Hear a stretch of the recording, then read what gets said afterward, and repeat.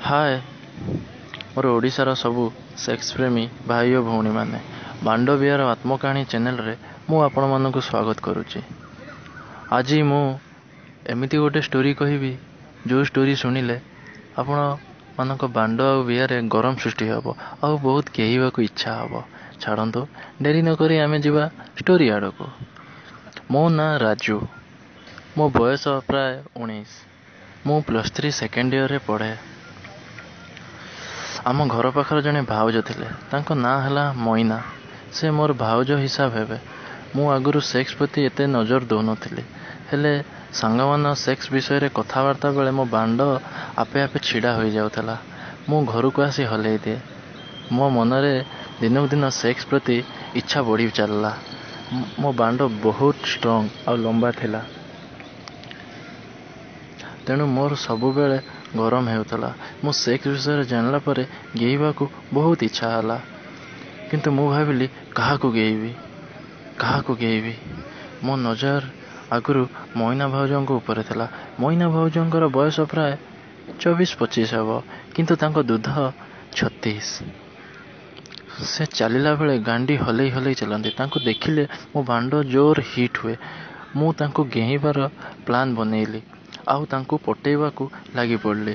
ସୁଯୋଗ ମୋତେ ମିଳିଗଲା ଆଉ ମୁଁ ତାଙ୍କୁ ଗେଇବାରେ ସଫଳ ହେଲି। କେମିତି ସଫଳ ହେଲି ଏବେ ଶୁଣିବା। ଆମ ଗାଁରେ ଯାତ୍ରା ହେଉଥିଲା। ଭାଉଜ ଯାତ୍ରା ଦେଖିବାକୁ ଯାଇଥାନ୍ତି। ମୁଁ ଯାଇ ତାଙ୍କ ପାଖରେ ବସିଲି ଆଉ ଗପିବାରେ ଲାଗିଲି। ଯାତ୍ରାରେ ଗୋଟେ ରେପ୍ ସିନ୍ ଆସିଲା। ଭିଲିଆନ ହିରୋଇନକୁ ଷ୍ଟେଜ୍ ଉପରେ ଅଧା ଲଙ୍ଗଳା କଲା। ତାକୁ ଦେଖି ମୋ ବାଣ୍ଡ ଠିଆ ହୋଇଗଲା ଆଉ ଜୋର ହିଟ୍ ହେବାରୁ ମୁଁ ଲୁଚେଇ ପାରିଲିନି। ଆଉ ମୋ ଭାଉଜ ବାଣ୍ଡ ଦେଖିଦେଲେ ଆଉ କହିଲେ, ରାଜୁ, ପ୍ୟାଣ୍ଟ ଭିତରେ ଏତେ ବଡ଼ ମୂଷା? ମୁଁ କହିଲି, ହଁ ଭାଉଜ, ମୂଷାଟା ପୁରା ସବୁଦିନ ଦୁଷ୍ଟ ହେଉଛି। ଭାଉଜ କହିଲେ, ମୂଷାକୁ ମନେଇବା ଜିନିଷ ମୋ ପାଖରେ ଅଛି।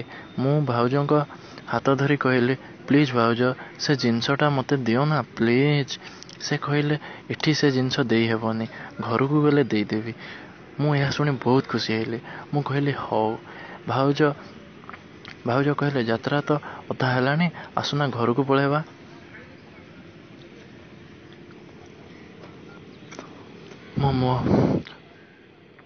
ମୁଁ କହିଲି, ହଁ, ମୋ ମୂଷା ବି ବହୁତ ଅସ୍ତବ୍ୟସ୍ତ ହେଲାଣି, ଚାଲ ଘରକୁ ପଳେଇବା। ଭାଉଜ ବୋଧେ ଘିଆଁ ଖାଇବାକୁ ଇଚ୍ଛା କରିଥିଲେ, ତେଣୁ ମୋ କଥାରେ ରାଜି ହେଇଗଲେ। ମୋ ଜଙ୍ଘ ଚିମୁଟି ଦେଇ ଆଖି ମାରି କହିଲେ, ଆସ, ମୁଁ ଯାଉଛି, ମୋ ପଛେ ପଛେ ତମେ ଆସ। ଭାଉଜ ଆଗେ ଆଗେ ଗଲେ ବାହାରକୁ ଆଉ ମୁଁ ତାଙ୍କ ପଛେ ପଛେ। ଯାତ୍ରା ହେଉଥିବା ପଡ଼ିଆଠାରୁ 200 ମିନିଟ୍ ଗଲା ପରେ ଗୋଟେ ନିଛାଟିଆ ରାସ୍ତା ପଡ଼େ। ସେଠି ଭାଉଜ ମୁତି ବସିଲେ। ମୁଁ ତାଙ୍କ ଗାଣ୍ଡି ଦେଖି ଆହୁରି ଗରମ ହେଇଗଲି। ଭାଉଜ ମୁତି ସାରି ମୋତେ କହିଲେ, ରାଜୁ, ଘରକୁ କାହିଁକି ଯିବା, ଚାଲ ଏଇ କିଆ ବୁଦା ମୂଳେ କାମ ସାରିଦେବା। ମୁଁ ବୁଝିଗଲି, ଭାଉଜ ମୋତେ ଗେଇବାକୁ ଇନଭାଇଟ୍ କରୁଛନ୍ତି ବୋଧେ। ମୁଁ କହିଲି, ଭାଉଜ, ମୋ ମୂଷା ଟାଇଟ୍ ହେଉଛି। ଭାଉଜ କହିଲେ, ହଉ ଆସ ଗେଇବା। ମୁଁ କହିଲି, ମୁଁ ଶିଖିନି। ସେ କହିଲେ, ଆରେ ବୋକାଚୋଦା, ମୁଁ ଶିଖେଇ ଦେବିନି, ତମେ କ'ଣ ପାଇଁ ବ୍ୟସ୍ତ ହେଉଛ? ମୁଁ ତାଙ୍କ ହାତ ଧରି ଆଉ ତାଙ୍କ କଥା ଶୁଣି ଟିକେ ଭଲ ଲାଗିଲା ଆଉ ଆମେ ଦୁଇଜଣ କିଆବୁଦାକୁ ଗଲୁ।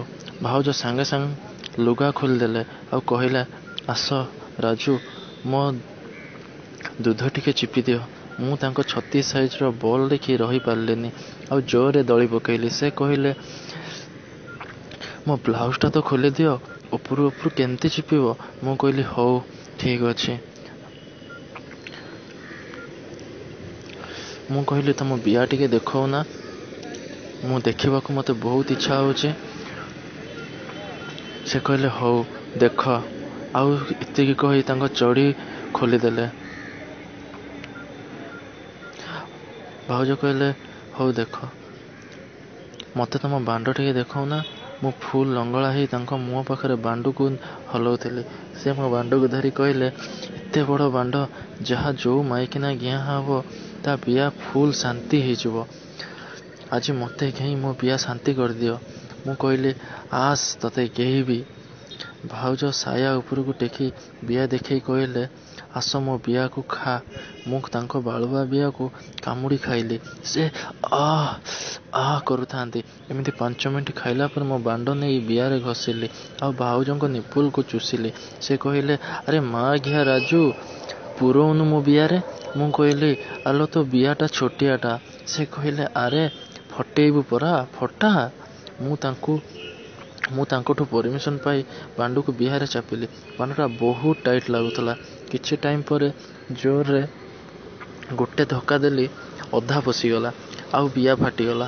ସେ ଚିତ୍କାର କରି କହିଲେ, ମରିଗଲି ଲୋ, ତୋ ବାଣ୍ଡ ମୋ ବିଆକୁ ସତରେ ଫଟେଇ ଦେଇଛି ରେ ମା ଘିଆ, ତୁ ବାହାର କର। ମୁଁ କିଛି ନ ଶୁଣି ଗେଇଁବା ଷ୍ଟାର୍ଟ କଲି। ମୁଁ ସେତେବେଳକୁ ପୁରା ପଶୁ ଭଳି ଗେଇଁଲି ଆଉ ଦୁଧକୁ ଦଳିଲି। ସେ କଷ୍ଟରେ କାନ୍ଦିବା ଆରମ୍ଭ କରିଦେଲେ।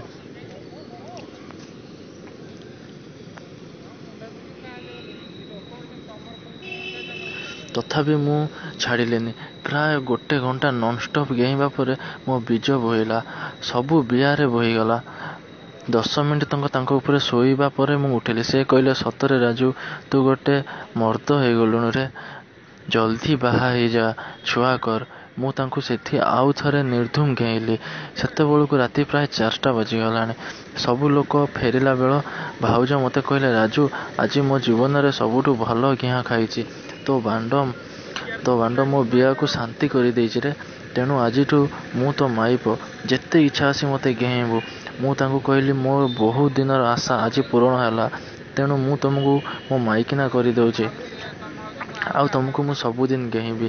ଏମିତି କିଛି ଦିନ ଗଲା ପରେ ମୁଁ ଦିନେ ତାଙ୍କ ଘରକୁ ଯାଇଥାଏ ଆଉ ଭାଉଜ ବସି ଖାଉଥିଲେ ଆଉ ମୋତେ ଡାକିଲେ, ଭାଉଜ ଆଉ ଆସ ମୋ ସାଙ୍ଗରେ ଖାଇବ। ମୁଁ ବି ବାହାରିଗଲି ତାଙ୍କ ସହ ଖାଇବା ପାଇଁ। ଆଉ ଆମେ ଖାଇସାରିଲା ପରେ ଆମେ ଦୁହେଁ ସାଙ୍ଗ ହେଇ ହାତ ଧୁଆଧୁଇ ହେଲୁ ଆଉ ତାପରେ ଆମେ ବସି ଟିଭି ଦେଖିଲୁ। ଟିଭିରେ ଗୋଟେ ହଟ୍ ସିନ୍ ଚାଲିଥିଲା ଆଉ ଏଇଟା ଦେଖି ମୋର ସେଦିନ ରାତିର ଭାଉଜଙ୍କୁ ଗେଇବା କଥା ମୋର ମନେ ପଡ଼ିଗଲା। ଆଉ ମୁଁ ଭାଉଜଙ୍କୁ ଇସାରା କଲି ଆଉ ଭାଉଜ ବି ମୋତେ ମନା କରିପାରିଲେନି। ମୁଁ ତାଙ୍କୁ ଆଗେ କିସ୍ କଲି ତାଙ୍କ ଓଠରେ। ତାପରେ ମୁଁ ତାଙ୍କ ବ୍ଲାଉଜ ଉପରୁ ଦୁଧ ଚିପିବାରେ ଲାଗିଲି।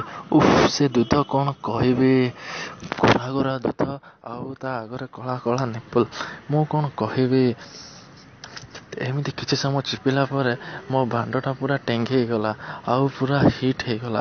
ମୁଁ ସାଙ୍ଗେ ସାଙ୍ଗେ ମୋ ବାଣ୍ଡକୁ ପ୍ୟାଣ୍ଟ ଭିତରୁ କାଢ଼ି ଭାଉଜଙ୍କ ମୋ ପାଟିରେ ପୁରେଇ ଦେଲି ଆଉ ଭାଉଜ ରଙ୍କୁଣୀ ଭଳିଆ ମୋ ବାଣ୍ଡକୁ ଖାଇ ଚାଲିଲେ।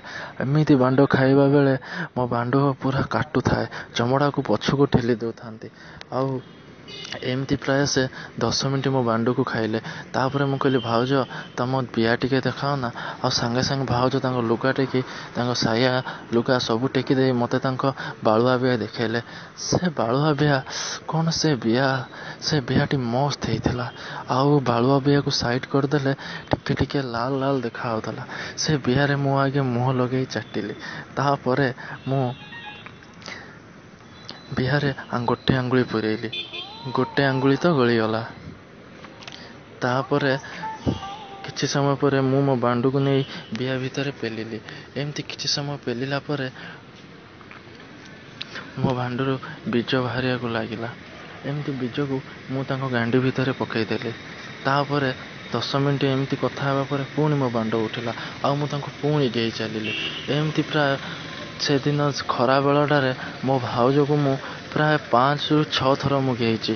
ଏମିତି ଗେଇବା ଭିତରେ କେତେବେଳେ ତାଙ୍କ ବିଆ ଫାଟି ପୁରା ରକ୍ତ ବାହାରୁଥିଲା। ଛାଡ଼ନ୍ତୁ, ଆଉ ମୁଁ କିଛି କହିପାରିବିନି। ଆପଣମାନେ ଜଲ୍ଦି ଯାଇ ଆପଣମାନଙ୍କ ବାଣ୍ଡ ହଲାନ୍ତୁ ଆଉ ମୁଁ ବି ଯାଉଛି ମୋ ବାଣ୍ଡ ହଲେଇବି। ଆଉ ମୁଁ ସହିପାରିବିନି। ମୋ ଷ୍ଟୋରି ଶୁଣିଥିବାରୁ ଆପଣମାନଙ୍କୁ ଧନ୍ୟବାଦ।